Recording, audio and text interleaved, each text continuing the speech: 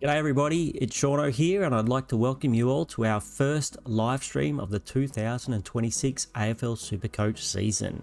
Yes, we are almost there, only 46 days and 30 minutes until the first lockout. And I'm pretty sure that time's going to fly by. Today we'll have a look at my team and we'll go through my team again, but I think what all you guys are here for, and girls, is more importantly is to have a look at your team. We're going to go through your teams live on stream and see if I can offer some advice or maybe just give you some pats on the back on how good your team actually is. So hopefully, last year we had quite a few really high-placed players turn up to these live streams. So hopefully they'll turn up again and they could give us all, including myself, some really valuable advice on how to do well this season. Now, before we get into it, don't forget to subscribe. If you like the video, don't forget to like the video. And if you want me to review your team, make sure you join my Discord. There's a link in the chat, so join the Discord and then post your team in the section that says post your team here, and then we'll try and get through as many teams as we can today, and if we don't get through your team today, we'll do it next time.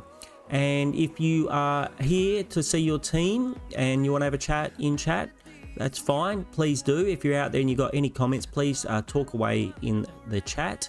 But if you don't get to see it live, you can always watch the video at a later date and ask me any questions you like if you have any queries about what I've said in the comments, and I will answer you there.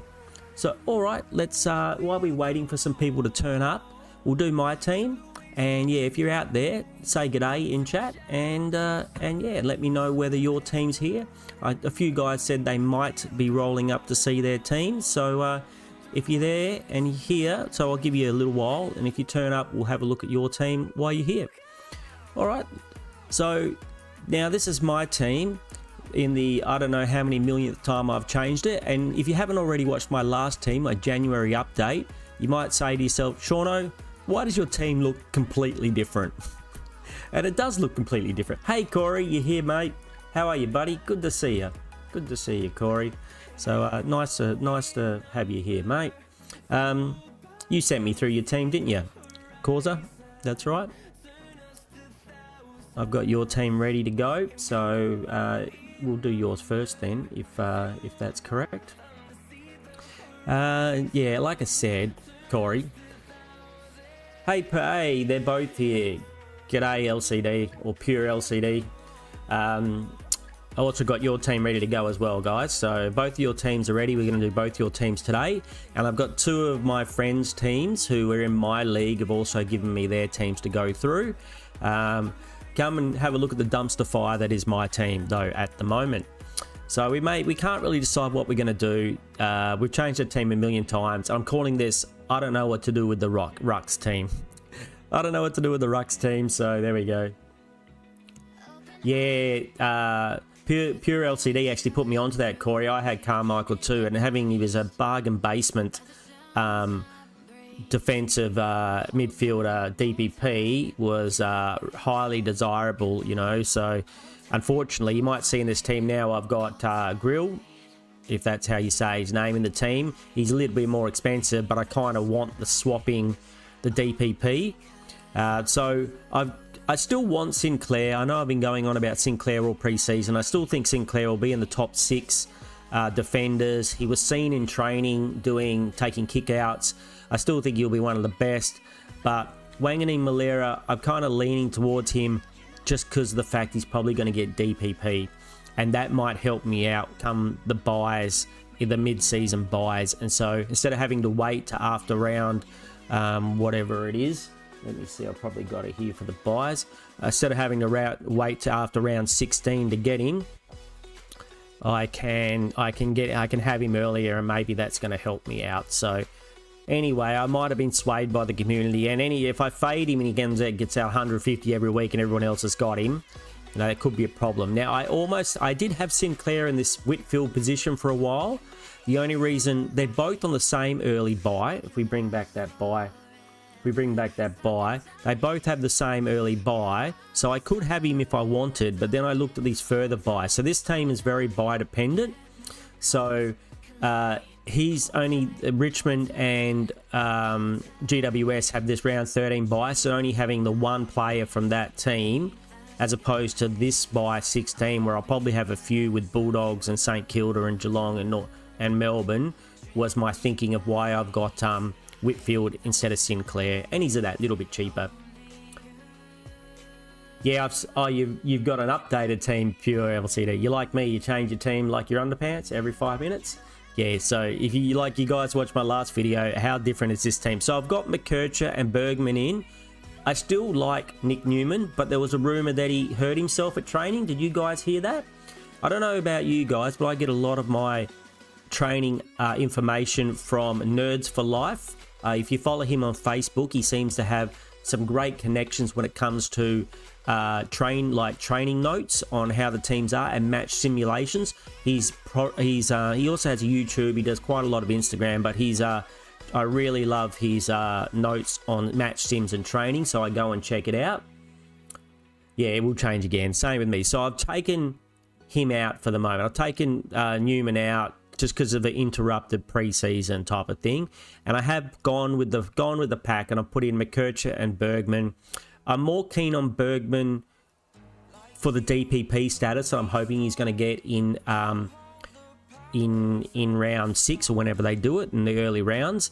McKercher, if he gets that back roll, great. If I see him in the midfield come, you know, those 2 practice games at the beginning of the season, then I'll probably won't risk it. But if I see him, if he plays in the back line, I guess it can't hurt.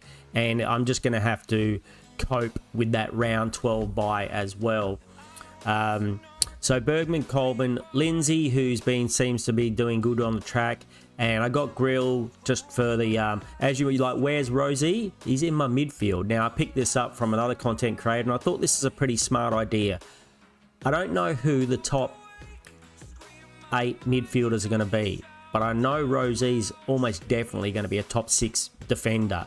So if I put him in the midfield for the beginning, when I work out who's going to be the top 8 midfielders, I just swap him back to the back line, and you know, then have him here. Or say there's a mid rookie, say like Brody gets a full game and he's scoring 80s or 90s, I just bring Brody on and put like Lindsay on the bench and put Rosie back there. So I'm doing it for flexibility. Yeah, I'm worried about Bergman too. You know, they said he's going to play more midfield, but then they also played he's going to share midfield forward with Jason Horne-Francis. So I'm worried about both of them, to be honest. If I could find a nice cheaper here and a premium here, I'd be tempted. But this is like, this makes me money to do what I want. But I wouldn't be surprised. I was thinking about Guns and Rookies too. The last time we really liked Guns and Rookies was the time that we didn't have 40 trades and, you know, boosts and all those type of things. So maybe you don't need as many Guns and Rookies. Maybe it's okay. The same with this round 12 buy. Maybe it's okay if I flick Bergman and McKercher before the buy. You know, I'm worried about that round 12 buy. How many have I got from that round 12 buy? So the great thing is now we can have a look. Round 12. So I'm missing 1, 2, 3, 4. I got rid of Sherry, so 5. No, I'm not counting rookies or rookie price players. So I've got 5 out. I don't really want more than 5 out from that buy. It's just going to make it too hard to navigate, especially if there's some injuries to any of those players. So I'm with you though, Pure LCD. They both of them worry me. You know, I had last year. I said I had Short. I had the Sydney guy Roberts, I had the other one in the back line, and all failed, and it was a disaster, really. And I said I wouldn't do that again this year, and as you can see, I'm doing that again this year. So Butters is in there, great. Sarong's still there. Rosie in the midfield, which I kind of like this setup, especially if Wanganeen Malaria gets DPP, gives me another swap option there. Bergman gets DPP, gives me another swap option there. Adds great flexibility. I just released another video, crew, about Goulden, and I wasn't that keen on him until I did the video and went through his stats. Just knowing that this guy can pop off and get 150, you know, he's a little bit older, he can get 150. Yes, if he doesn't score goals, he's more likely to get you around 100.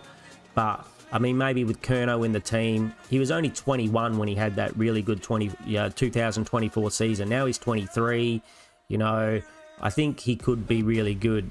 I think he could be, you know, all he has to do is pick up that average for when he doesn't get goals to like 105, and he'll be an absolute gun. Yeah, that's right. Either of them you can kind of swap, or I'm still thinking even a rookie here might be fine with a gun here as well, pure LCD.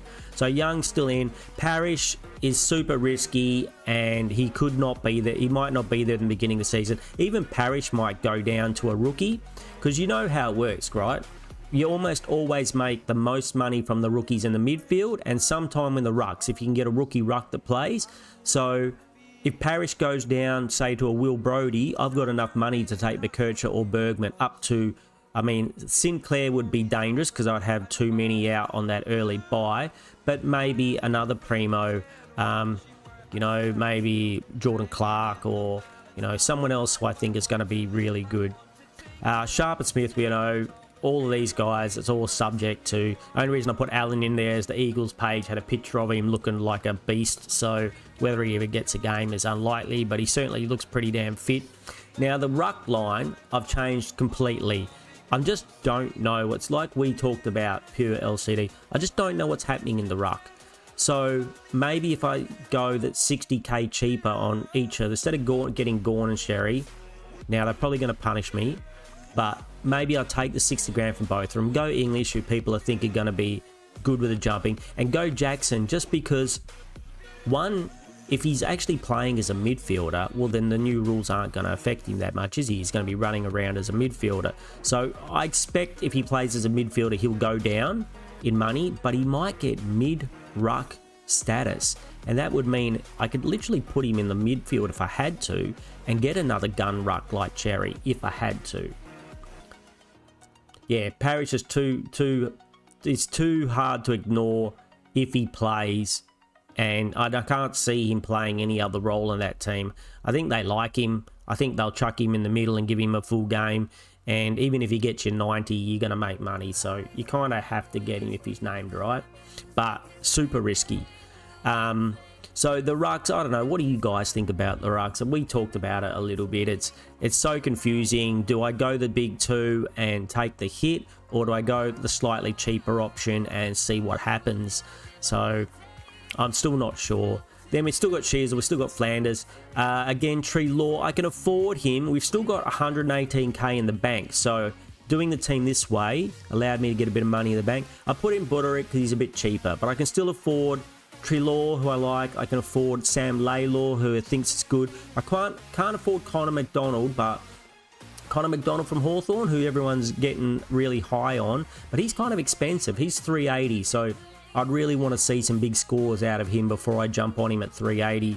It's one thing to jump on a player at 300k, or 320, 330 as your risky mid-pricer type, but 380 starting to get a bit worrying for me on a player that I haven't seen do it before. Les Trelaw has done it before, so yeah, C-Mac.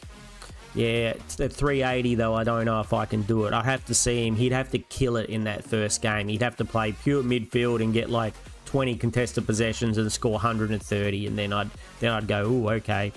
And the rest of the rookies are kind of the same.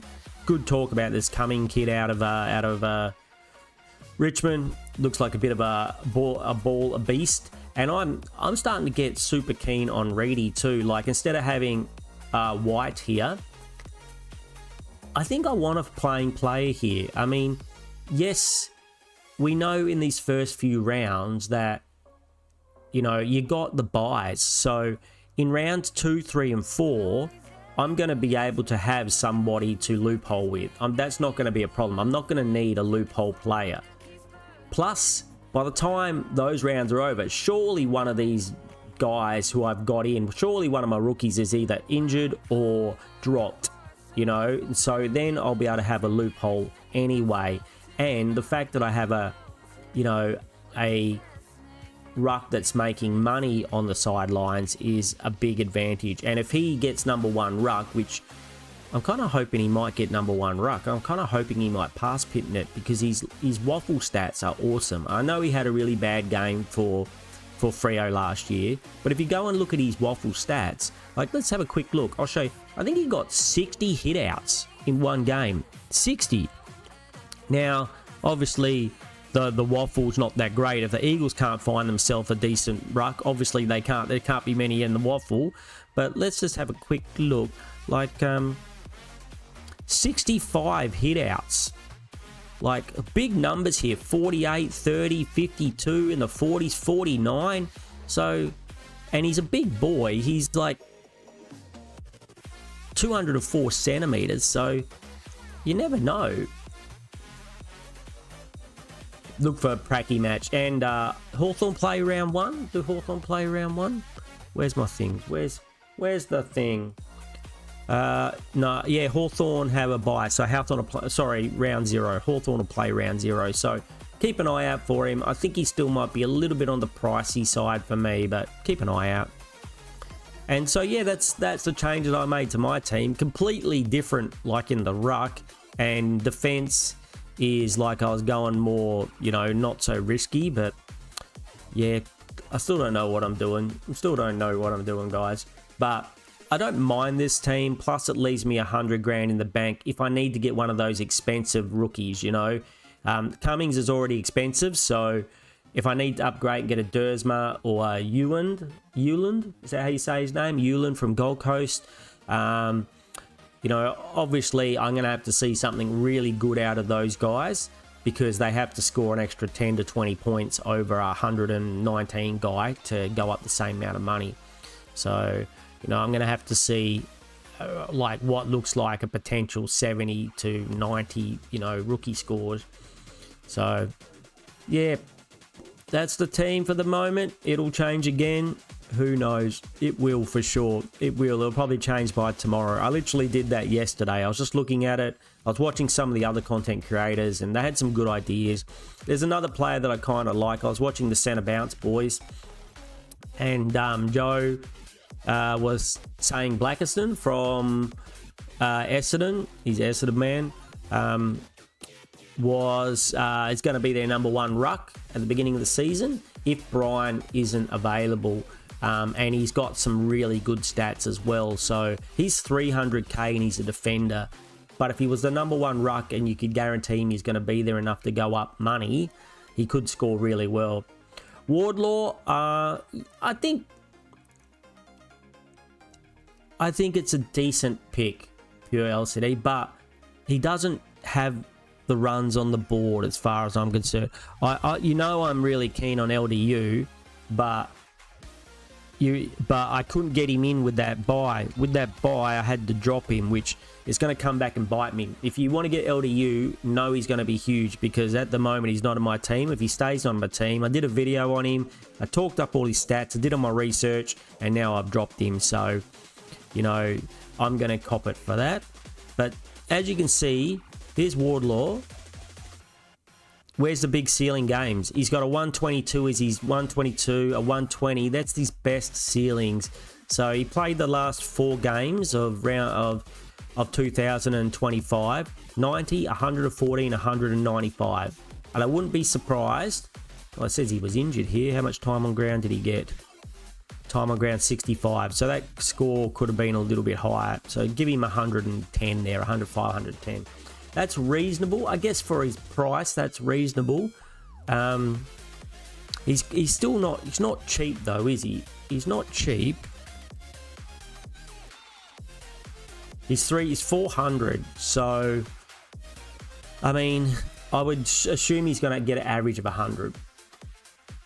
So if that's what you're looking for 400, average of 100, seems reasonable. I think both Parrish and Young have more upside for cheaper, but I still think he's a reasonable trick. If Parrish falls over and breaks his leg, you know, it's held on with sticky tape or whatever, if it falls off when he's doing a running drill, maybe jumping up to Wardlaw could be a way to go.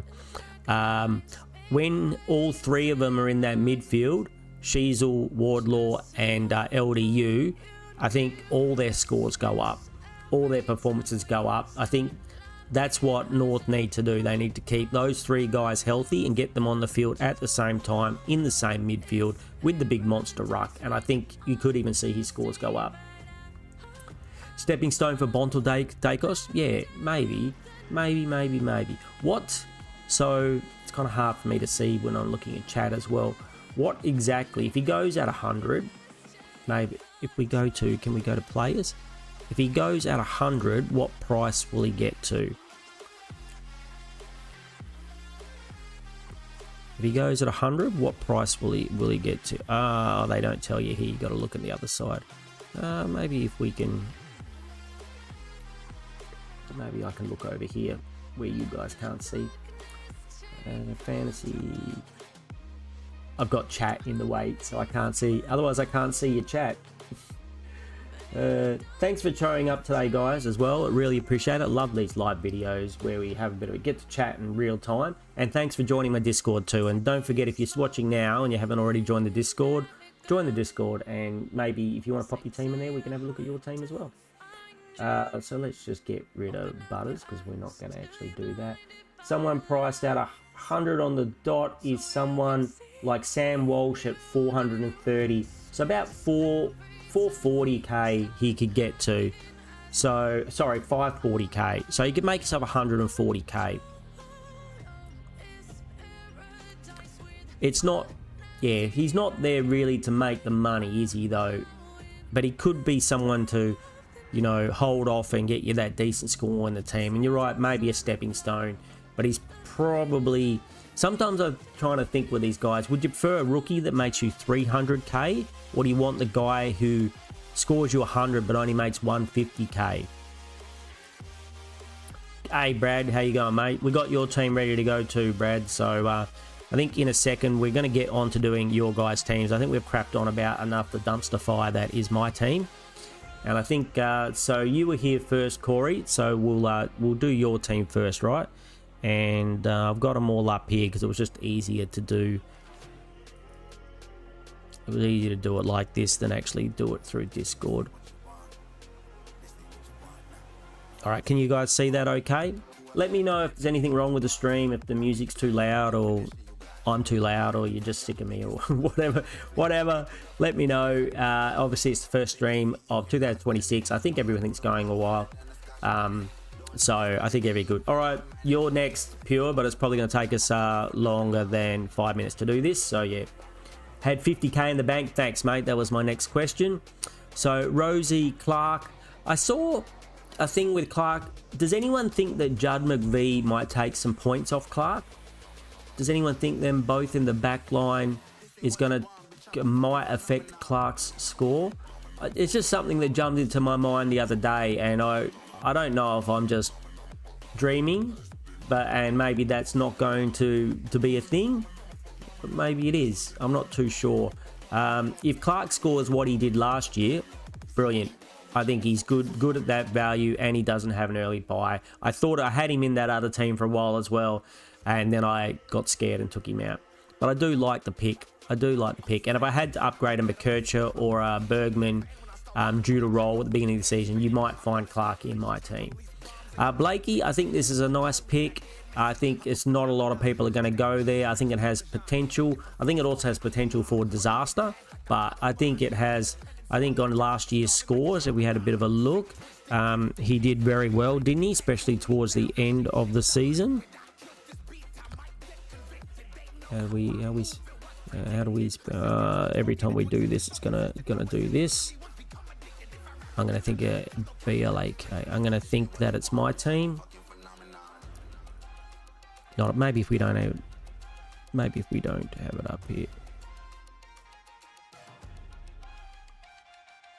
Nick Blakey, there he is. There he is. Let's have a bit of a look. Crunch these stats. Yeah, look, that's a pretty good end of the season, right? 115, 104, 128, 155. There's a bit of a stinker in there, and it doesn't really explain why. Efficiency or something, maybe. No, it seems good. He just didn't get very much of the ball by the looks of things. But then 123, 96, that even could be good. It could actually drag down his price a little bit. And he's got another 45 here as well. But yeah, he looks pretty good. And I think he's probably a good point of difference. I don't think a lot of people will be picking him. Is he in the top 6 defender though?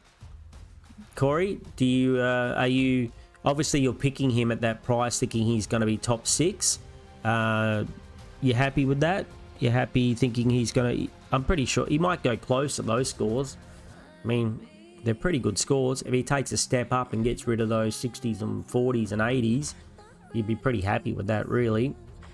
So, and they don't really, I don't think, and you know, they mucked around a bit last year, didn't they? They gave a few people other opportunities like Roberts and stuff. And are those scores, what happens if Bice comes back? Does Bice interfere with that at all? Were those scores, was Bice in the team, or was he injured when that was happening? I think he's more of a runs out anyway, doesn't he? So I think that's fine. Was a good average with Mills in the team. Yeah, that is a top 6 for him. He's a top 6 average. Yeah, Mills is back there too. Yeah, I think it's a nice pod. We're probably going to have to. You probably want a few pods. I think teams are going to be different, but not too many. You don't want to, like, I wouldn't be potting Rosie with everyone getting him, but potting, you know, someone like, you haven't got Wangalim Malira like I didn't right up to recently because of the price. I think that can go both ways. It can be good for you, it can burn you. The only reason I put him back in my team is because of the DPP, and I wanted the Rosie in the midfield. So Bond, Butters, Smith, Callahan, that's a big guns. They're 4 guys I could easily see in the top 8. Yeah, the top 8 midfielders, and they could go big on any day. I love the fact, I would so love to get Bont into my team. I mean, he's just gonna, you know, he's gonna score big. You know, he's gonna go big, but maybe he'll come down. Maybe there's a world where they play him a little bit forward. Treloar comes in, he gets more midfield. Bont plays a little bit more forward. Instead of getting 150, he gets 110. You know, I guess it's wishful thinking by the people who are fading him, but then I think there's just as much chance he comes out and gets 150 every week as well. I think it's just as much chance it happens. Bailey Smith, yep, had a great season last season. I don't know if I would risk it, but I like it. Finn Callahan, everyone's talking him up. I can see why. Is Oliver going to affect him? I don't think so. I'll tell you what, another sneaky pick. There's talk that Caniglio is actually tearing up the track, and he's quite cheap too. If Parrish dies, I might even have a go at Caniglio, just because I believe he's pretty cheap. He's a pretty boy. Sound like a cockatoo. 320k. He's almost less than Parrish, and we know he's done that before. I just don't know where he fits in that midfield now that what's his face, Oliver is over there. That midfield is a little bit up and around, and this is we'll get to that. So yeah, the same rookies as everyone. Dalton, don't know much about him. Carmichael's injured, unfortunately. Yep. So Sherry and Jackson, are you thinking the same as me, Corey, that Jackson is almost like a safe pick if he plays midfield? The ruck, you know, the ruck not going to hurt him, and if by some reason Darcy doesn't, you know, ruck, then he's going to go huge. I heard from those training reports that he didn't play any ruck at all. Darcy, when the other new younger rucks went up against each other, and Jackson just played full midfield. Who left GWS? No one left, I think. No one of any note left at all in the midfield. If they've still got Kelly, he's just old, and I think he'll play back. They've still got Caniglio, he was injured. And then you've got Brent Daniels down here. That's what the other thing I'm wondering. How does Brad Daniels get into that midfield? Like at 300k, we had that 200 score, was it last year or the year before? But he kicked like 1 million goals to do it. I don't know if I love it, but he's probably a safer pick than Treloar body-wise. You know, he's not an old man. He could probably do it. So I think it's an interesting pick. I just think, again, you got to have some risky picks. Is risky. This pick I don't think is injury risky. I think this pick is risky that he doesn't get decent scores. Just Kelly injured. I fell. You felt.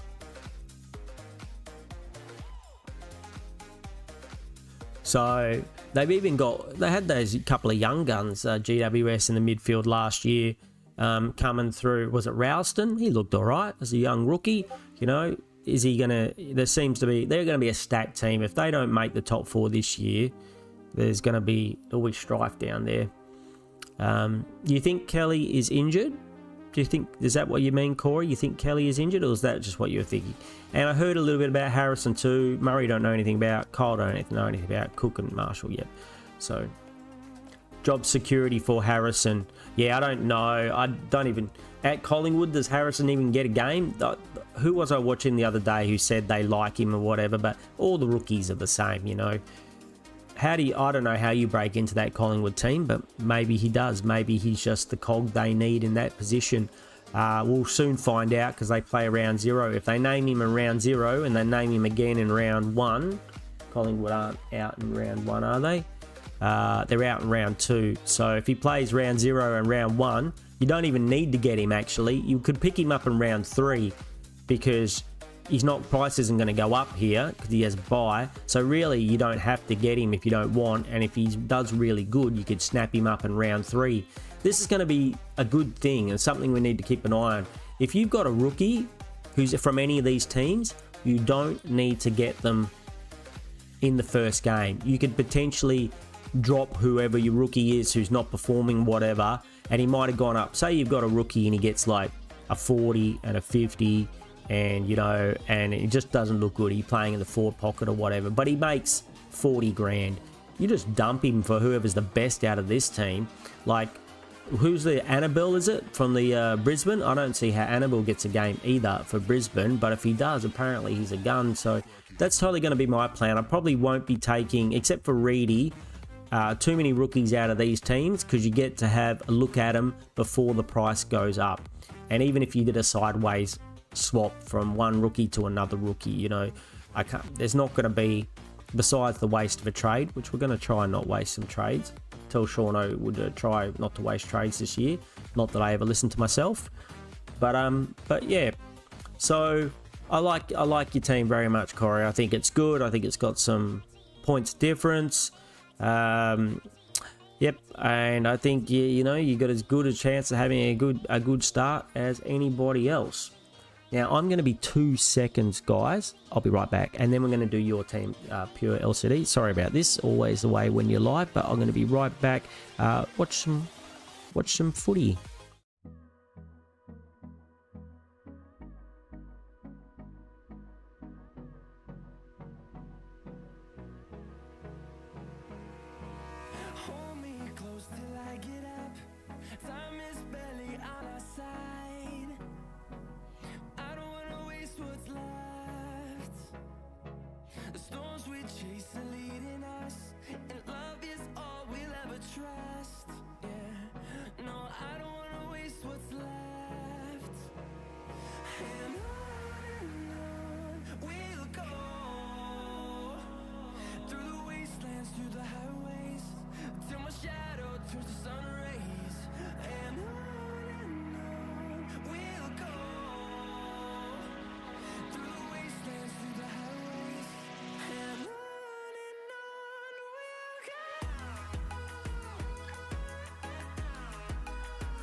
Sorry about that, crew. I'm back. Anderson for Smith and Grill for Carmichael. How many, just out of interest, so if we look at, can we bring up the buy thing as well? How many do you have on that round 12 buy? So if you got Anderson in there as well, can we just like make this smaller and move it over? So don't worry about those guys. We can almost get it in. So the round 12, Gold Coast, you have Anderson. Don't worry about the rookie. You got Sherry, you got Cheezel, you got Butters. 1, 2, 3, 4, 5. You've got 5 as well. Yeah, I don't want to go past 5. I don't know about you guys. Do you think you could handle 6? I think that's a lot of people to have to, especially if you got some injuries. If there's no injuries, fine. But if there's injuries, I don't know what the hell, what the hell I will do if I had 6 primos in that plus, in that first buy. So I usually sit down and have a muck around with mine each day. I watch a lot of other, I probably shouldn't watch I did take screenshots of my original teams, and I'm keeping them, and I bet you my first team is probably my best team when the season starts, but that's how it goes. I've been listening to outside noise. I've been watching all the other content creators. I don't ever claim that I'm an extra super expert, but I do a lot of research. I do watch a lot of content creators. I do, crunch some numbers. So that's how I try and get the best advice for you guys and for myself. And plus, like we said at the beginning, last year when we did these live videos, we had quite a few extremely high placed. There's one guy who was even going for the top 50 who used to come and hang out and chat with us. And so, those guys are invaluable, not just for you guys, but for me as well, with their advice and with their knowledge. So hopefully a few of them will turn up, if not today, in some of the future streams. And what else was I going to say? I was going to mention, I've forgotten. Seano talks too much and he's forgotten.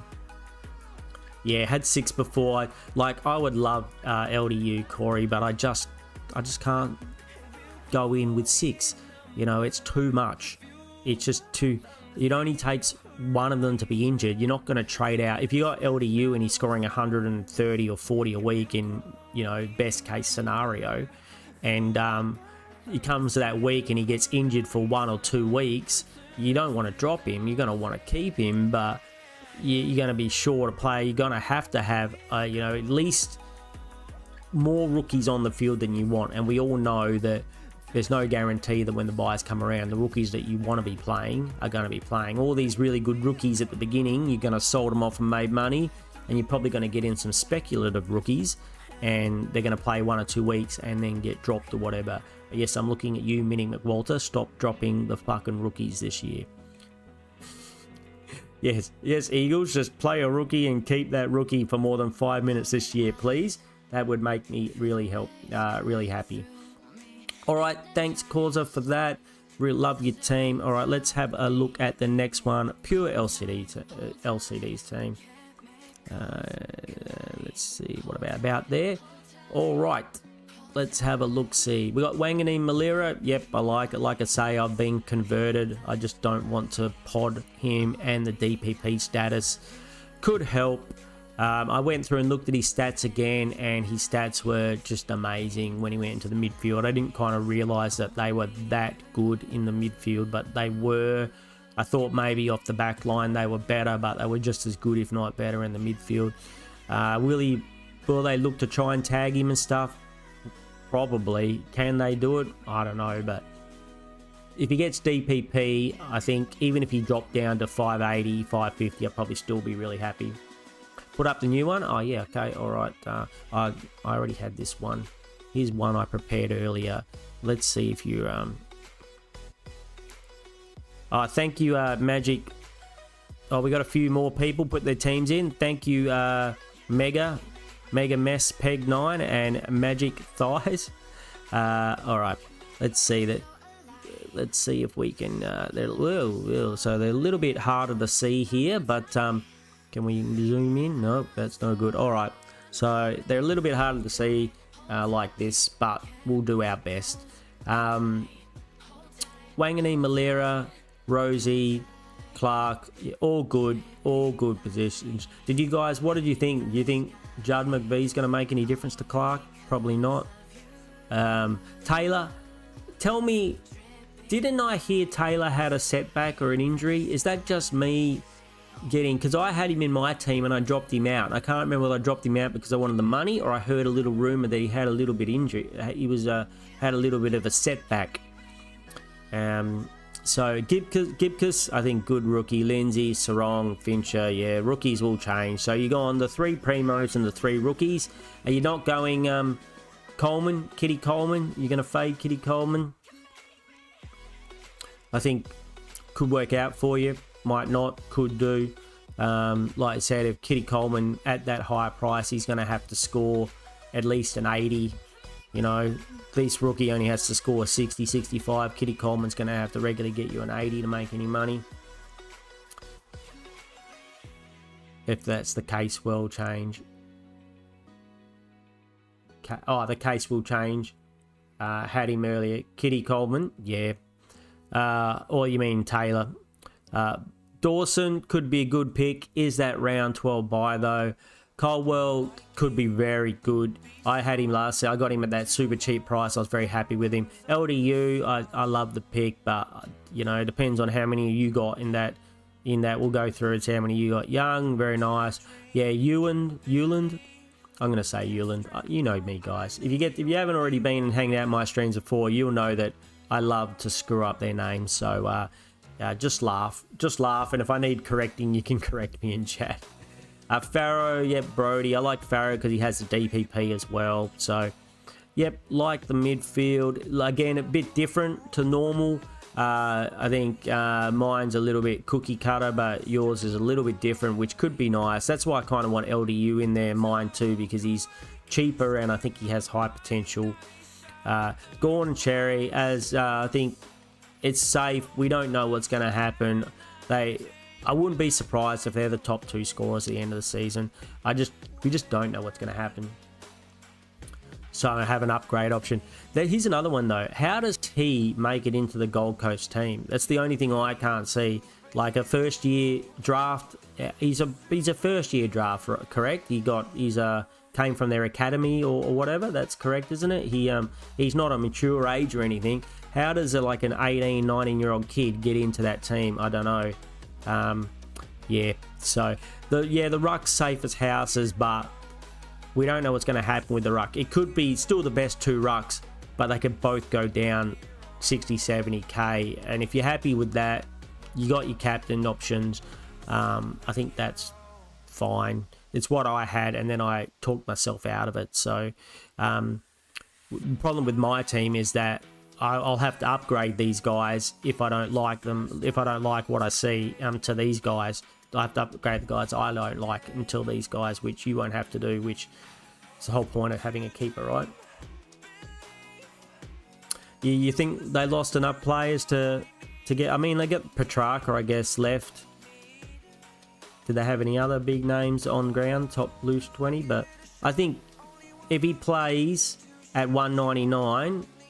if he comes out in round 0 and gets a 90, I'd probably get him. But that's you're probably going to have to be 80 plus and look really good. And same with Dersma from the Eagles. He'll have to get an 80 plus and look really good for me to be considering rookies at 200k.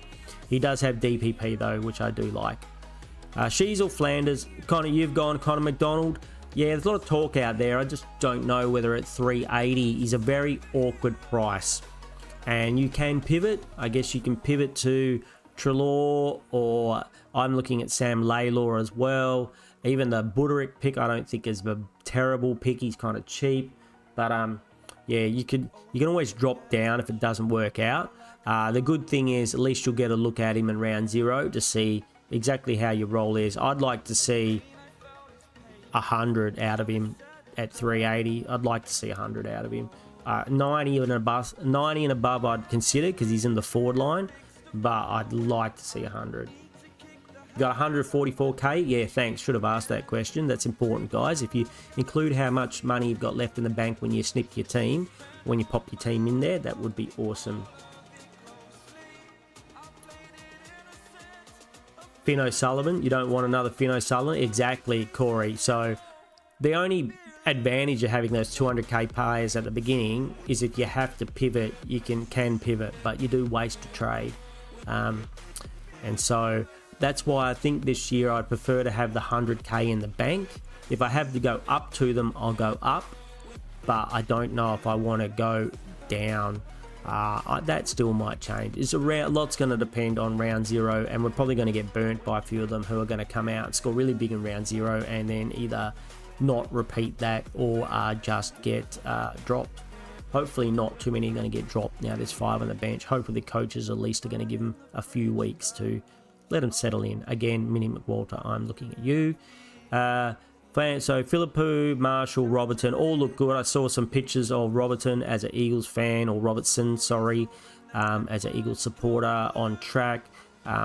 Looks very good, and he was like giving people the what, you know, the fist, the hand off, putting the hand in their face, and you know, the old Dusty Martin, and running through players and stuff. So he looks pretty good, and if that's anything to go by, it looks like he might get a game. Which is good. And Parrish, as we said, as you know, Parrish is just, we'll take it if we can. You know, if he comes out there and they chuck him in the middle there, we'll take it if we can. Did anyone else watch my Goulden video? One of the reasons I went up from LDU to Goulden, 90.5% average time on ground. Like, holy moly, man, that man never has a rest. Like, you know, how do you do 90.5? That's just crazy. And he had that other great stat of 100, like the most inside 50s out of any player in 2024. Yeah, thanks, Corey. Thank you very much. Thank you. Thanks for watching. Really appreciate it. Yeah, those two, the LD, like I said, I'm not going to do too many of those videos. It's only when I see something that I like and I'm interested. And the LDU and the Goulden ones were 2 players that really jumped out. I know there's other content creators out there doing top 10s or whatever. I'm only doing it for players where I see, you know, something in the stats where I think I should bring to the community's attention. Not that they probably don't know from other people, but I'm only doing the ones that I really think need a bit of a spotlight on them. Yeah, so I think Goulden, after I did that, it's either Goulden or LDU, or even potentially both if I can navigate that round, that buy. But I do like the picks. LDU is going to be a big pod. Coldwell's going to be a big pod. McDonald, there's a bit of talk now, so maybe not so much of a pod, but I think these ones I think they're safe pods, if you know what I mean. They might not be top 8 midfielders, but I feel like they're going to score you good scores. They're going to get you hundreds. They're going to get you 100 pluses, and you're going to be happy with that until it's time to maybe, you know, you're like, maybe you need Bont or something, or, you know, whatever the situation is. But if you've got one of these dudes and he's scoring you 100 plus or 100 average plus, you kind of you're going to be happy to have him at M8 right through to the end of the season, and then get like a luxury trade to uptrade him, I would say. So anything else, Corey, pure LCD you want to go through? There's if Treloar doesn't get his role, yeah, for McDonald, I'm really worried about Treloar. Like you saw, I kind of dropped him in my team. He's one of those ones, I think, at least we see him in round 0. If he comes out, he gets pure midfield, and he gets a decent time on ground. He's one of those we talked about before, what they're going to do with 5 subs. I could see him getting low time on ground, playing through the midfield and a bit up forward maybe or something, but instead of getting 70 or 80% time on ground, getting 60% time on ground. And that's going to be not what we want. You know, it's going to take what could be 100 scores down to 80 scores. And so I don't think they're going to do that with Connor McDonald. If he's in the midfield, he'll be there, because Hawthorn's midfield is, you know, without Will Day and without a few people. If he plays in that position, he's going to be there the whole game and give you the best opportunity to get the good score. Basing this team off early buys, yeah, how many, so what's the maximum you've got out on any buy? You've got 2, only 2. Yeah, my team, I've got 3 in this St Kilda buy. That's the maximum you've got, 2 out on any buy. Yeah. So I don't think we need to worry too much about the early buys. People are freaking out about it, but you might lose your league But if you're 100 points behind, you know, in these early rounds, if someone scores a big score, you know, and you're like 100 points down, that's not a big deal in the first few rounds. Being 100 points below everybody else, yes, it'll look bad in your rankings. You'll be ranked like 60,000th or something, and you'll be like, oh my god. But you know, the starting team is just the starting team. You don't win Supercoach with the starting team. You win Supercoach by your trading and making moves and picking the right players. So if you have a dumpster fire of a starting team, which is exactly why I'm going to try and help as many people, especially if they're new, and hopefully you guys like Corey and Pure CD, who obviously got a bit of experience at Supercoach, we can help out these newer players and get them to a team that's a decent team to start off with, and then you've got a chance. Because, you know, a lot of teams are going to be pretty similar. It's the trading and making money and rookie harvesting and doing all that at the right times. That's where you win Supercoach. You don't win Supercoach with your preseason team. Has played finals in VFL. Corey, yeah, so he looks good. Just that, how much. So maybe his tank is big enough to give him a go. But again, Bulldogs midfield stacked. Who knows? Got to see that round 0. Glad they are an early buy team is going to play round 0. All right, let's move on to the next team. Pure City, thank you so much for sending in your team and all your chat in Discord. You're a bit chatty like I am, which I really like. Yeah, please, anybody, if you're there in Discord and you want to have a chat, the bigger community get, the more we chat, I think the better everyone's team's going to get. That's what it's there for. It's not just to get my advice, it's to get everyone's advice and to, you know, a nice fun, you know, place where we can all chat and hopefully one of us will win the 50k. And I expect a plane ride and an invite down to the pub if you do. Yeah, I expect a plane ride and a trip to the pub and some money over the bar if we do. All right, we're going to do Brad because we saw him in chat. Brad, this is a friend of mine, Brad, who is in my leagues, who's always right up there. He is right, usually at the pointy end of my league every year. He says his team's called I don't know, but I tell you what, he certainly knows. He knows what he's doing, whether he calls his team I don't know or not. So he's got Wanganeen, Malira, Rosie, Bergman, Coleman, Farah, Sarong. So, yep, Carmichael is injured, Brad, if you didn't already hear that. So, you might want to make other plans for that position, but it is a rookie position. And so, we're not going to know until round 1 who's going to be in those positions. Like I said, I like Bergman because he's going to pick up DPP. And I reckon Wanganeen Malira, as long as he plays in the midfield as well, he'll pick up DPP, which for me, that's the flexibility between when it gets to the mid-season buys, from that round 6 to the mid-season buys, is enough to sway me that extra 20k for Wanganeen Malira, and it's enough to sway me for Bergman over McKercher. But I still think Bergman could be a risk, and like I said, McKercher could be a risk too. Hey Brad, how you going? Good to see you, mate. Butters, Sarong, Goulden, sounds kind of the same as me. I dropped Steele. I think some of you guys talked me out of it. Oh, this is not your team. This is your team here, Brad. I took a copy of it. You changed your team again. This was the team you sent me and I had to redo it. This was your team. Is it still your team or have you changed it again? Steele, I think he could be reasonable at that price. The reason I got rid of him is because I was like, he's not top 8, I don't think. I don't think Steele's a top 8, but he's value.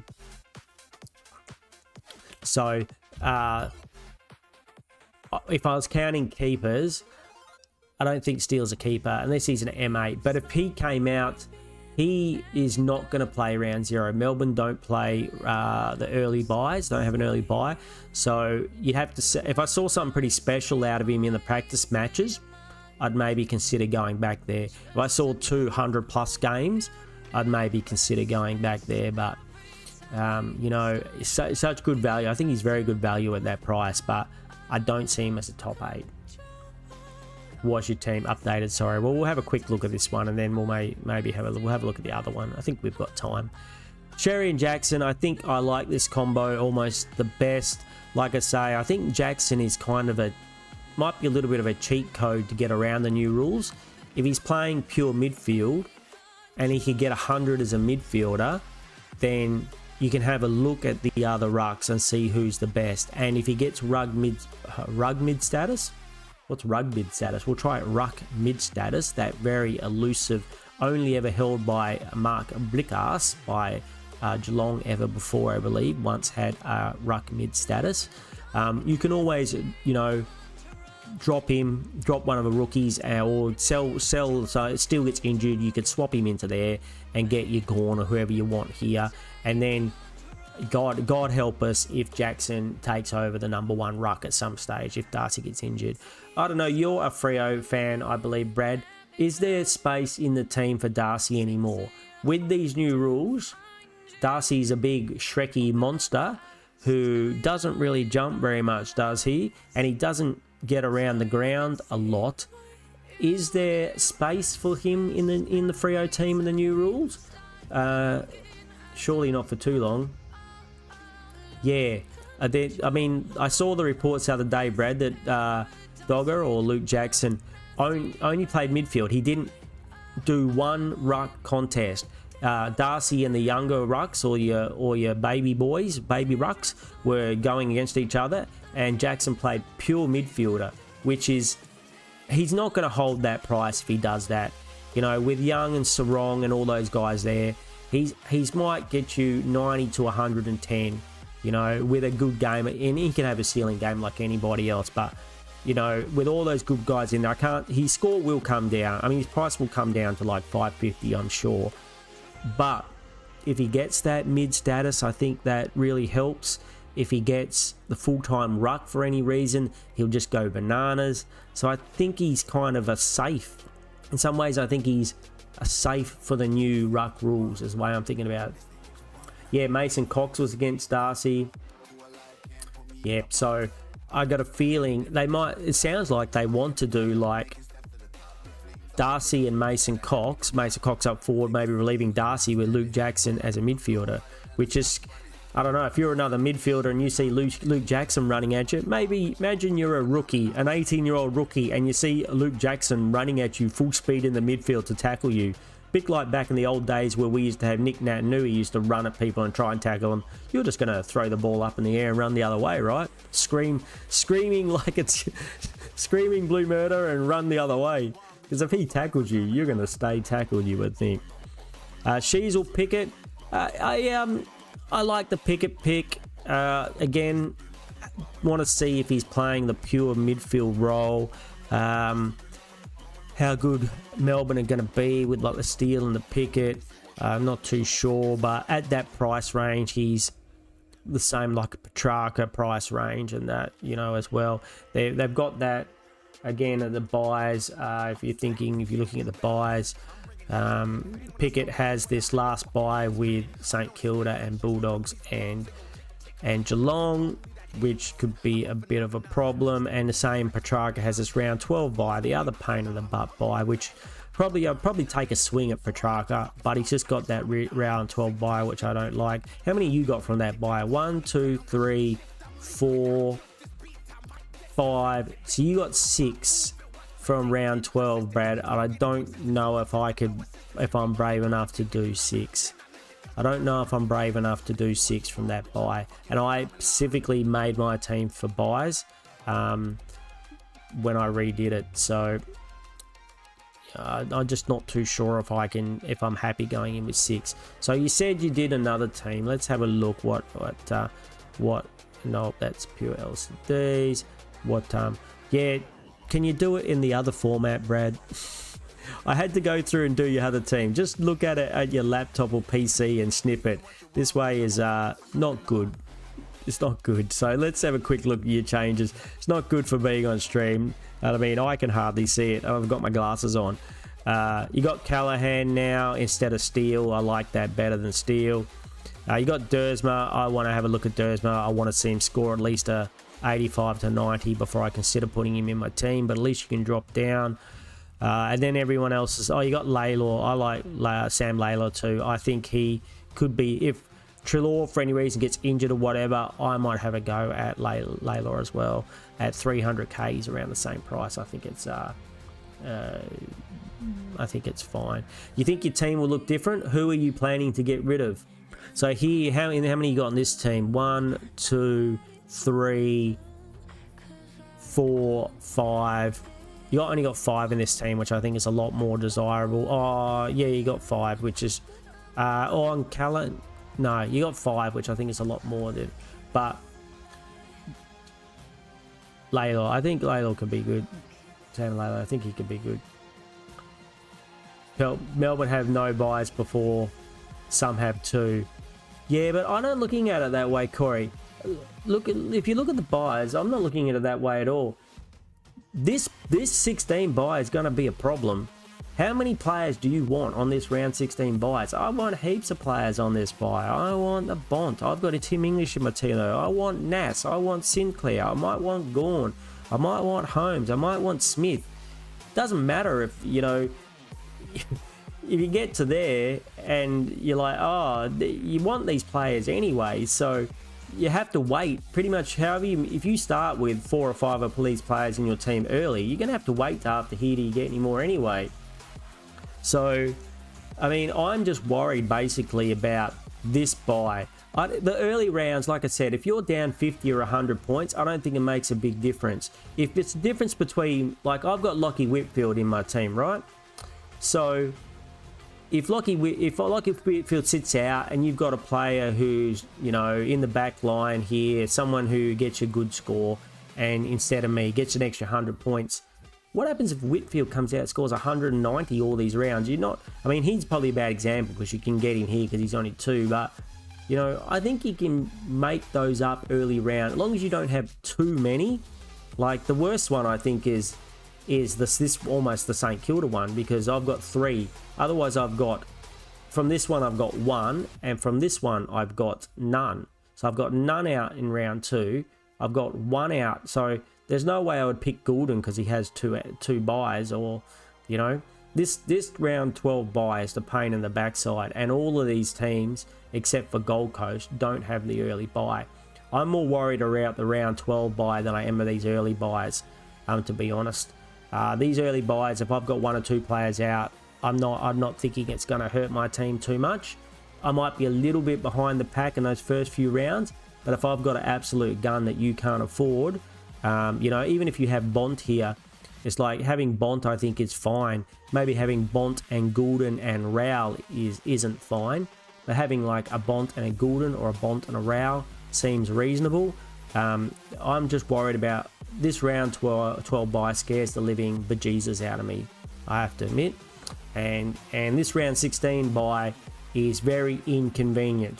I would much prefer if these teams on the round 16 buy were in the round 14 buy. I'd be much happier. Then you could pick up all these players that you want for these last 2 buys. Yet you might have to wait to get Bont to round 17. Doesn't matter how cheap he is. It just might not be structurally advisable for you to get in your team if you had Sinclair, and you know what I mean? So these are the 2 buys I'm really worried about, and I'm especially worried about buy 12. And because I only think about buys when it comes to the premiums. So if we're looking at Brad's team here, like if you thought you were going to be upgrading McKercher, not a problem, you know. But who else are you going to? You're not going to be upgrading Sheasel or Sherry. You're probably not going to be wanting to upgrade Rosie. They're all keepers. The only one that you're thinking that you might upgrade is McKercher, and even then. But you've only got 5 here, and I think 5 is doable. But say, I don't know, say you decide you dump McKercher and get Rowell or something like that, you know, or I think it's possible. But for me, I'm worried more about the round 12 buy. I think people are freaking out about these early buys, and I wouldn't be worried about picking players from those buys. I'd just be worried about having too many players. More than 2 is something to think about. I'd say 3 is really pushing it, but more than 2 is probably, you know, a bit risky for the early buys. But that round 12 buy, probably more than 5 is a little bit risky. I would love to be able to 6, but round 5 seems a little bit risky. Forwards are killers for round 16. Yeah, Pickett. You got Flanders. Yeah, There's so many St Kilda, there's so many players I want from that round 16 bye, and the fact that I can't get them to basically round 17 is annoying. Yeah, I don't think that the early buys are... Everyone's... Like, I've seen people making entire teams with no early buys. If you're getting a keeper someone you think is not going to be a keeper just to get through the buys, that's why the McKercher and Bergman picks, I think, for me, are... Don't get them because they've got the early buy. Get them because you can think they can potentially either be a keeper in your team or a stepping stone to someone better. Don't get them because they have the early buy. If you're very scared McKercher, because if you see McKercher play midfield in all the preseason games, and you're like, I just want an early buy player who's not going to play an early buy, so I'm going to get him anyway. I wouldn't do that. Yeah, Pure, he will. His stats say he will, and he's been showing tick-outs. I went through the stats on one of my previous streams, and I'll show you what they are. Soon as Nas moved to the midfield, he went crazy. He went absolutely bananas, and he's going to do it again. He'll be a top 6 midfield defender, mark my words. Seano seal of approval. So look at this. So Nas moved to the midfield after pretty much, after the bye, I believe. So about this round in here somewhere, these last few games, I think might even been this one, we got the 7-2. But out of these 1, 2, 3, 4, 5, 6, 7, 8 last games, he's got 6 of them. 106, 120, 132, 128, 135, a 95. And a 136. So those last 1, 2, 3, 4, 5, 6, those last 7 games of the season are amazing. Look, what's his average for the last 7 games? Nasser's off in the midfield. He's got full control of the back line. He's got average 121.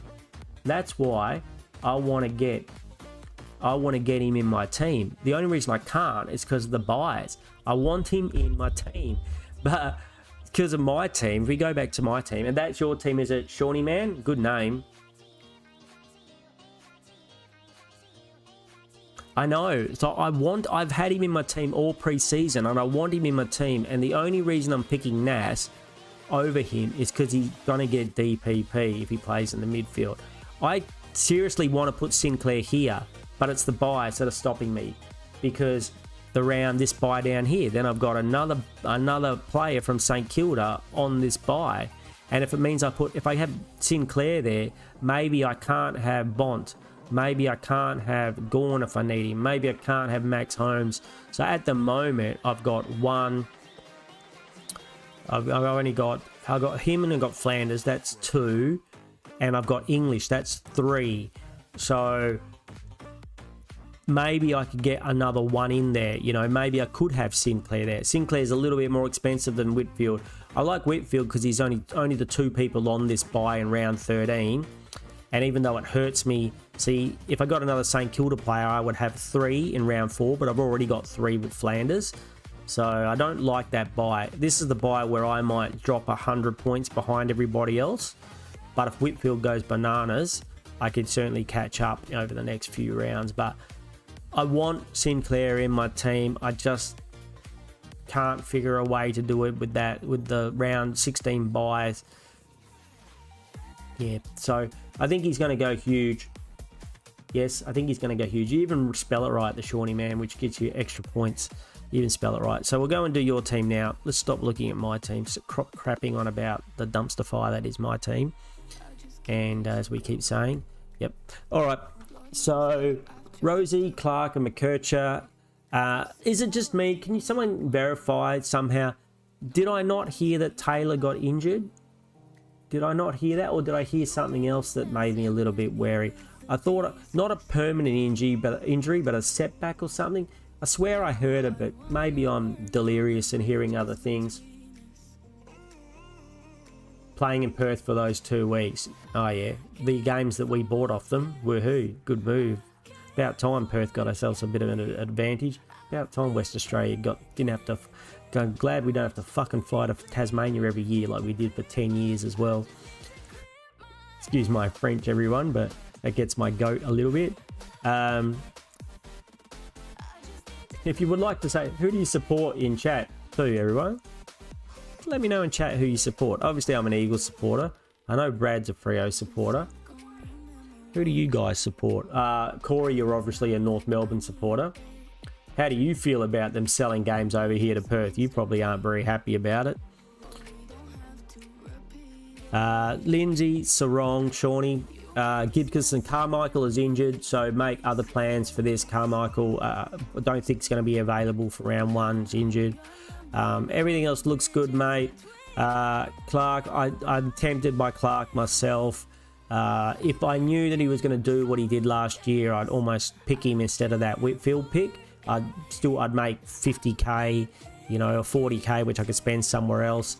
The only thing with Clark, he's super consistent, but he doesn't have that regular massive ceiling. He can go massive, he just doesn't do it very often.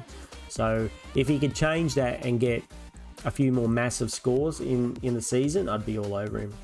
North every year, yeah. The Blue Baggers, nice.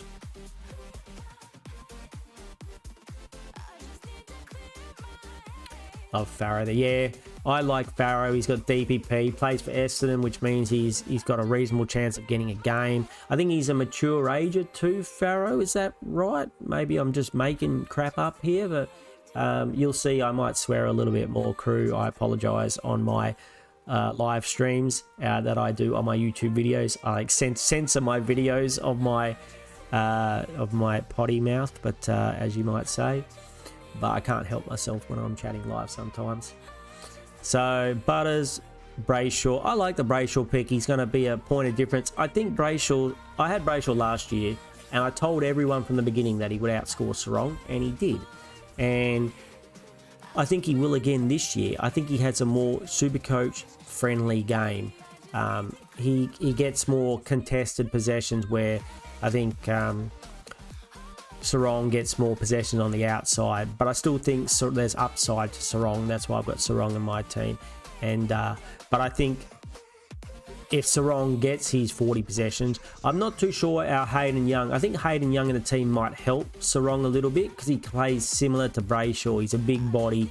He'll get the ball. He'll get the ball to Sarong, who they'll run away and kick it into the centre 50. Is that, Brad, you as a Freo supporter, would you agree with that? That Brayshaw and Young are more similar than Sarong and Young, or Sarong and Brayshaw? Brayshaw and Young are more inside big body dudes, and Sarong's the man who gets it down the field. I'm just interested as a Freo supporter if that's how you see them. Callaghan, I'm really interested to see how this pick goes. I'm one of the men that had Callaghan, sold him when he got good, and then couldn't get him back, and cursed his name for the rest of the season. Had him pre-season, sold him after a couple of bad games, and then couldn't get it back. Ashcroft, I think, is a very interesting pick. Another point of difference. Here's your point of difference. Oh, you got 2 point of differences. Sarong's a tackling machine. Well, that's good. That adds points as well. So I like that fact about him. I do like that fact. That's an easy 4 points every time he does that. I also interested to know what does Luke Jackson in there do with these guys? Who's the 3?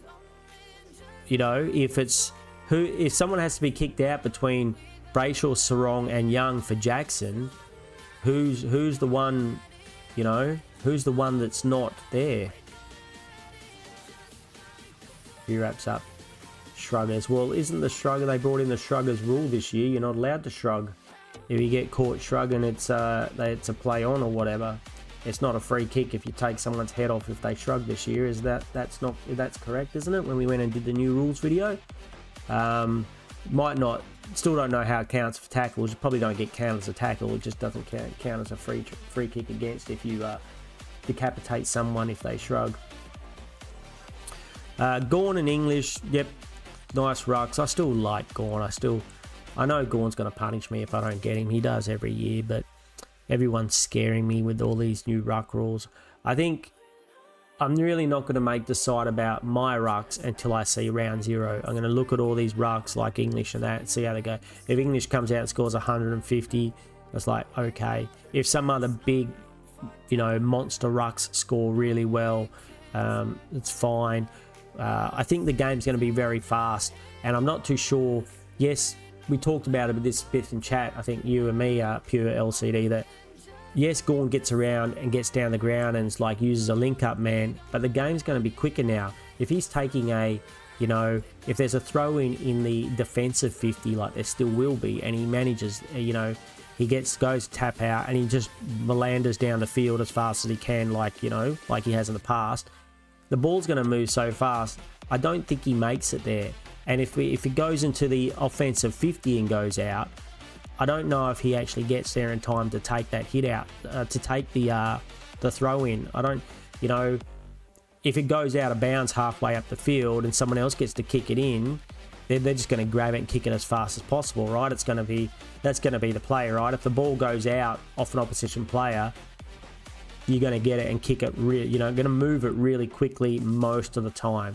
You would think. I mean, I can't see too many teams like turning around and kicking it back to Gawn and going backwards. Most are going to boot it into the inside 50 and try and cause a bit of chaos, get a chaos ball and get a goal, right? That's what I would do anyway. Not that I've ever, played football except for when I was at high school, but if I'm kicking that ball on the sideline, I'm just banging it as close to goals and the goal square as I can, hoping either someone clunks a mark or you get a chaos ball on the ground and somebody kicks a goal. If you can kick 50 meters, surely you can drop it from midway inside into the inside 50 line.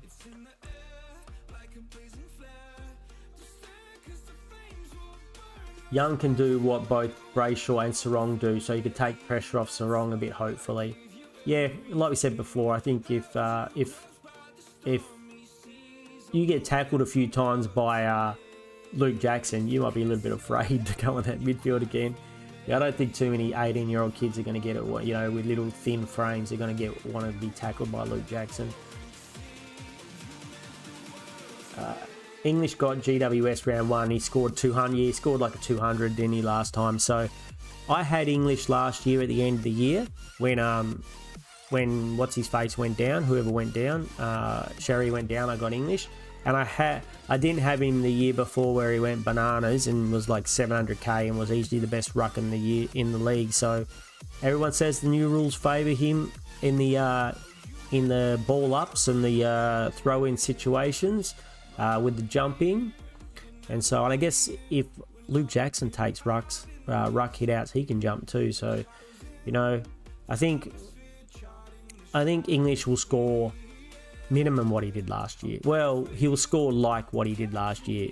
Maybe we still get to see whether the ruck rules affect, an extra 10, 20 points less a game, depending on how many, throw-ins we're missing out on from the side there. But it's going to be interesting. It's something we're going to have to really monitor in round 0. I'll probably do a video if a million other people don't do a video about the ruck decision after round 0, just so we can crunch the stats and have a look at all the pracky games and the round 0 games and see if there is a difference between the stats from last year and this year. So check that one out, guys, if you're in in the ruck no man's land like I am.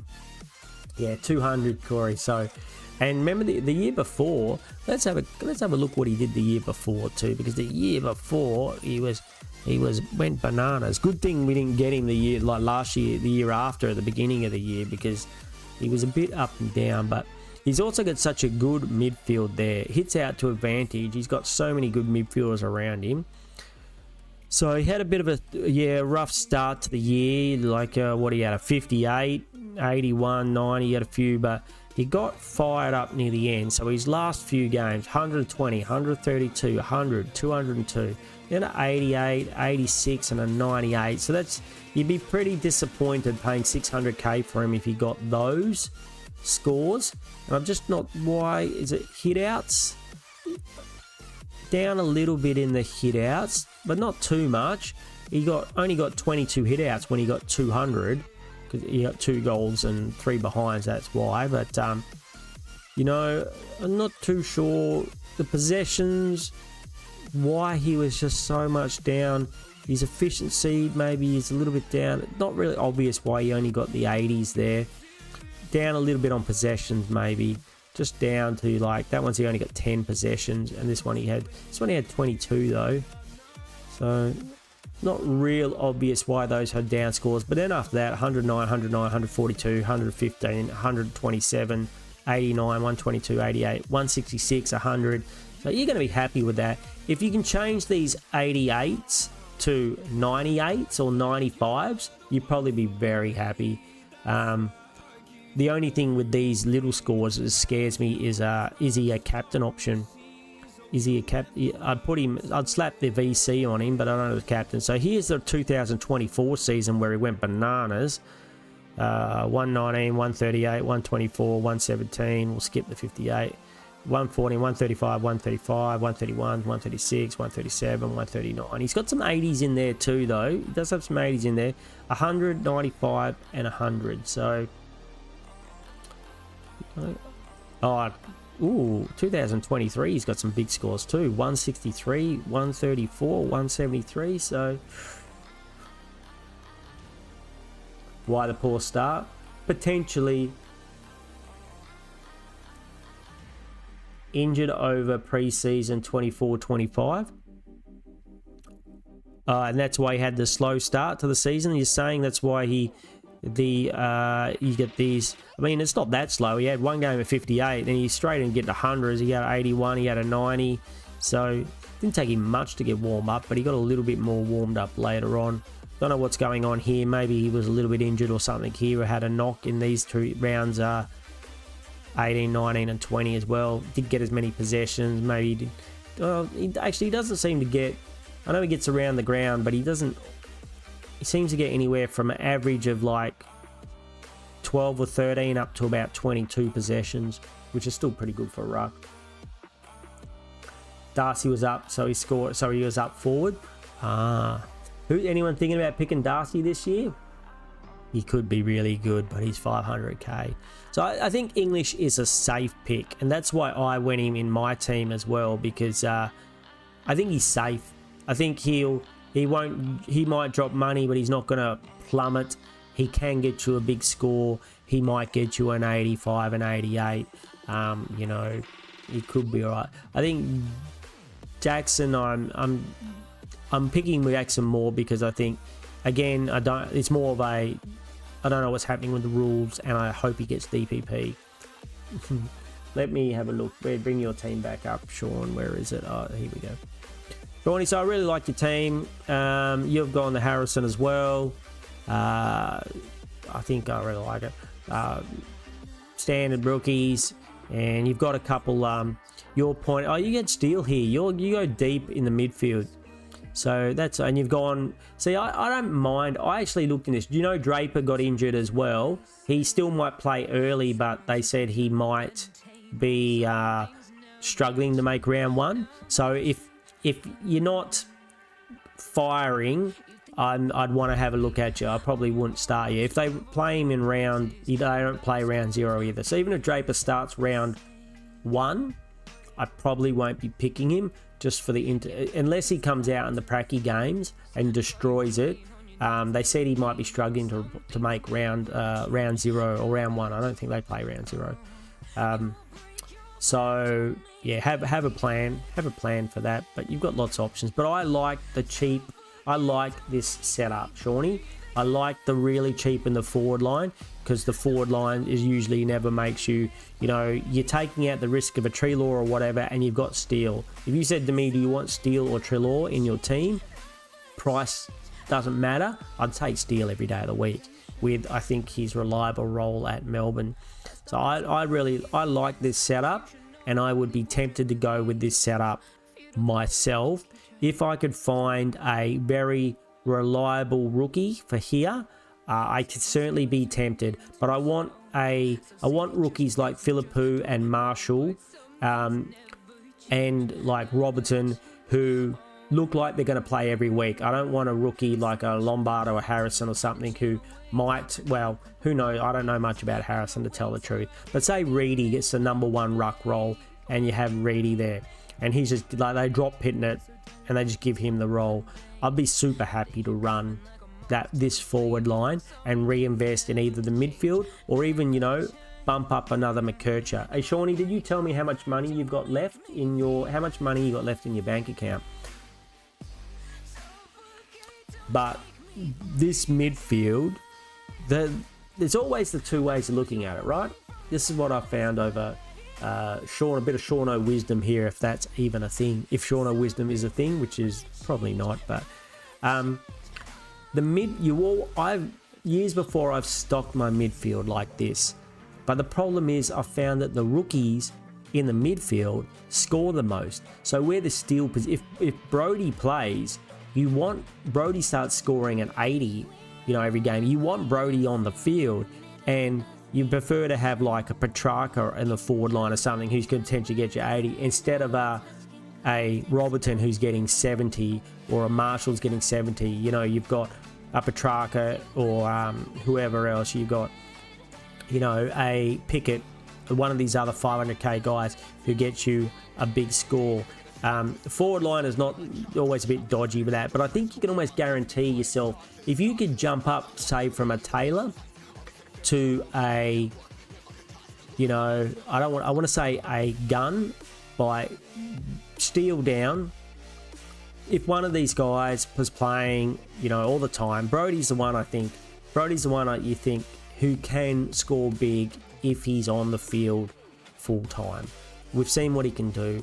If he gets a go and there's a spot for him somehow, which worries me about the Bergman and stuff of the worlds, that way you've got a rookie that scores 80 as against one of these guys. So correct me if I'm wrong. Gibcus, great if he plays, but I'm not expecting him to score more than 60. Lindsay could if he has that back distributor role. I don't know enough about Taylor or Sarong. I have a feeling someone said to me that Sarong was more of a key position player, but I don't know if that's correct. So let me know if Sarong is a key position or a running, because key position defenders, you're going to expect a 50 or a 60 out of them, I think. So Shawnee, you're more than welcome. Like I said, guys, we'll do some more reviews. And girls, if you pop your team in my Discord, post your team here, we will do them. Don't know if we'll keep going for too much longer today. It's already been a fairly long one. Don't like to make the videos too long and bore the living crap out of people, but I really like doing the reviews, and I really like the chats that we have with all you guys. Wine's being suspended for the first 2 weeks. Now, this is a problem, Corey, isn't it? I was going to mention this. Brody comes in, smashes it for 2 weeks. Wines comes back and he gets dropped. Yeah, high possibility. Or he comes and he stays in the team. He just doesn't get the time on ground in the midfield. Instead of getting 80% time or 70 to 80% time on the centre bounces or in the midfield, he gets, 20, 30% CBAs.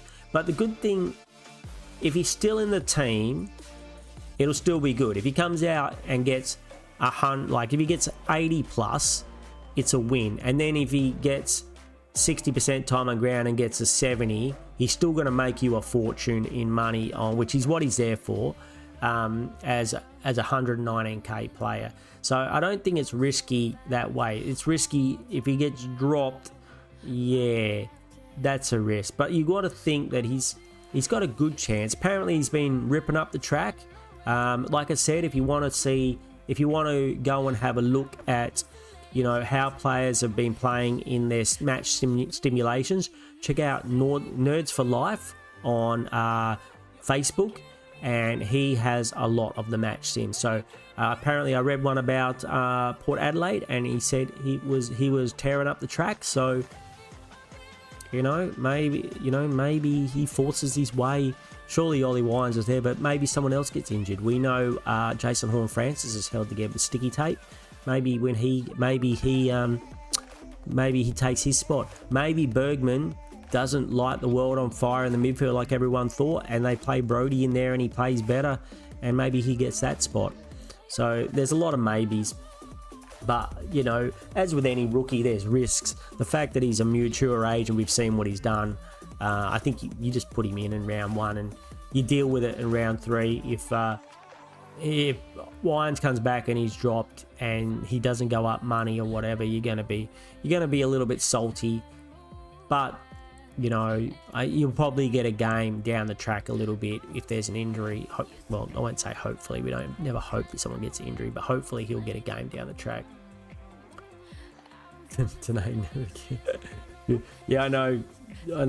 Whenever I'm watching like a content creator, I always have my team up to the side, and then they make me do stuff, and then at the end I have to decide whether it's good or bad. After watching the centre bounce boys, hats off to the centre bounce boys. They do a great job. They do. I had Blackiston in my team, and I still might find a position for Blackiston if he's the #1 ruck, but Brian scares me.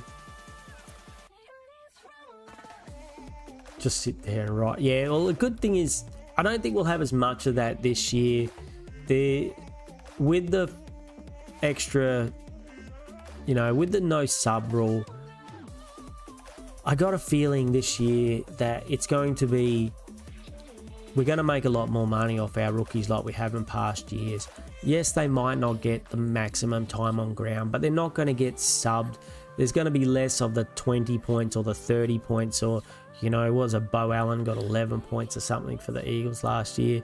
It's going to be less of that. So I think the teams this year, with the extra trades, with the no sub rule, I'm going to make a prediction that teams will get to full premium earlier than any other year. So I feel that they'll get to full premium earlier than any other year ever. And we just all got to remember, and please, when I'm doing my next live stream or when the season starts, remind me, don't trade your rookies too early. Made that mistake a couple times last year. I mean, I got rid of Sam Powell-Pepper. I went on to make a fortune before he made anything. I did it quite a few times. I think this year we're going to have to be very careful with that. Don't let last year, like, oh, my rookies made, you know, 180, 200k, that's enough. You're like, no, wait till your rookie makes you 250k plus before you sell him, save your trade. And yeah, and then I think that's almost, we all ran out of trades last year, and a lot was it because of the rookie situation. I think this year you're going to, again, save your trades, don't waste them all like we all did last year, but make sure you just let those rookies, keep them for an extra week or two, let them fatten up a little bit. I don't know if you were like me. Every time I sold a rookie too early, the week after he scored an 80 and had the boost, you know, how was it we all held on? I held on to Kako, I think, until he got that the boost. But there was a few of them, we held on to them for half the season. They did nothing. And as soon as we sold them, they hit that, they got their little spike score. So cash gen is how you win Supercoach. Like I said, the team, you do not win your Supercoach at the you know, with your starting team. You can destroy your Supercoach season with your starting team, but you don't win it with your starting team. You win it with trading and cash gen and picking the right players and getting the right value picks, getting a couple of good value picks at the beginning of the season. And that's why I never mind burning a few trades at the beginning of the season to get your team right. And we'll go a lot more into strategy, especially if you're newer out there playing Supercoach, as we get close to the season, and a few tips on how not to go in with a, you know, to give yourself a chance at least for a decent season.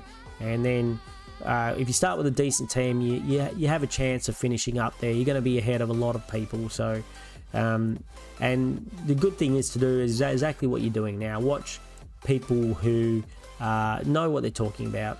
I know, claiming that I know what I'm talking. I guess I kind of know what I'm talking about, but, you know, shop around, look at a lot of the content creators. There's no competition here. Like I said, I've given a shout out to a few of them out there. Go and watch them. I love the center bounce guys. I love the sword play guys. Like Nerds for Life, like I said, he doesn't make too many YouTube videos, but Instagram and Facebook, he is absolutely brilliant. And have a look, there's a heap of them. I watch a heap of them out there. I take everyone's information, I put that in a big mixing pot with my information, and then I try and give it to you guys. And that way, don't forget to join my X. Should be a link there as well, Twitter, X, whatever they call it these days. I'll put up information on when I've got videos coming out, if I hear anything about injuries, you know, a couple of times. Like, there's even a Supercoach Facebook group, and last year, it saved my backside. It was about 10 minutes to a game starting, and someone was a late withdrawal, and it came up as a notification on my Facebook. I was like, you beauty, got on there, traded, and it did end up being a bit of a disaster, but at least I got the information. That was the round. If you followed me last year, where I traded in Tom Gross, and then he was made the sub at the last moment, and then he got dropped the week after and never came back. So I think actually, you know, didn't start the sub, but he got subbed out and then he got dropped and never came back. So in theory it was good, but it didn't work out for me, but in theory it was good. Anyway, guys, I don't think we've had any more teams pop in. Like I said, if you didn't put your team in today, but you're out there watching, please do. And we'll go through that again soon. Probably every second week, due to my work situation, we'll do this if we get enough teams. Probably 3 or 4 teams will be enough. Oh, so you see with my leagues, you see that up there. They'll definitely... so join my classic league, guys, if you want. That's a YouTube league, so everyone here, just chuck it in there. And the cash... I'm thinking about doing cash league. So also, there's a section in Discord where... if you're interested in a cash league, let me know. We haven't decided how much for or whatever. It was kind of just a last minute thing. And they'll also be doing some draft leagues, which I usually like to do a week or 2 out from the start of the season. So keep an eye out for those. When we do the next videos, I'll put up the other leagues. If that league, YouTube league, fills out, I think it's a 20-person league, we'll do another one. The cash leagues will only be a 10-person league. And that will be yeah, we'll work out how much if you're interested in that. If you want to put a bit of skin in the game and, you know, get a bit of bragging rights, whether it's in either of the leagues, the classic and or the cash league or the standard or the drafts, you know, it's got to be nice to say you kicked Seano's ass, and it's probably not going to be hard to do when the season comes. It will happen. So yeah, that's no worries, Brad. You're welcome, mate. I will probably see you around for a beer at some stage. Discord is in the description. It's pinned to the top of the chats, and it's in the description. I'll put it in the description in the comments down below once the video is finished. It's also pinned up the top there for you guys wanting to do it now. If you're watching the video at a later date, yes, it's in the description. Just go down there. If there's any problems with the link, sometimes there's a problems with the Discord link, just message me in the comments and I'll give you a new link. Yep, chuck your team in there, have a chat, and like hopefully that's why I created Discord, so we can all have a chat, discuss different things. Let us know if we hear about rookies injured or things going on or laid outs, those type of things. Try and build ourselves a bit of community of Supercoach people who are all really interested in the game and like to chat about it, and hopefully we're going to all have a good season. So I think we'll leave it there. So much for everyone who chatted. I'm going to go through and name off as many of you guys as I possibly can. You've got Pure LCD, we got Bradley Jeffrey, we've got the Shawnee Man, we've got Corey Blackledge 6235. Who else do we got? Any other names in here that I am missing? Put your hand up in chat if I'm missing you. If I am missing you, I'm very sorry. But I really appreciate everybody who has come along and chatted today and made this video lots of fun. And like I said, hopefully we'll get a few more teams to go through. And hey, if we don't get any new people, you guys can put up your new variation like me, your this week's variation of your team, and we can have a look at those ones as well. Like I said, I think it'll be 2 weeks until we do it. There's only 45 days of the season, so it's going to go pretty quick. 2 weeks till we do it again. I'll see. I'm not too sure if we'll have any videos out in the meantime. Like I said, dropped a Errol Goulden video a few days ago, so if you want to check that one out, go and check that one out. And besides that, I think I'm going to leave you guys to it and say I hope you all have an awesome day, and I will talk to you all again very soon. All right.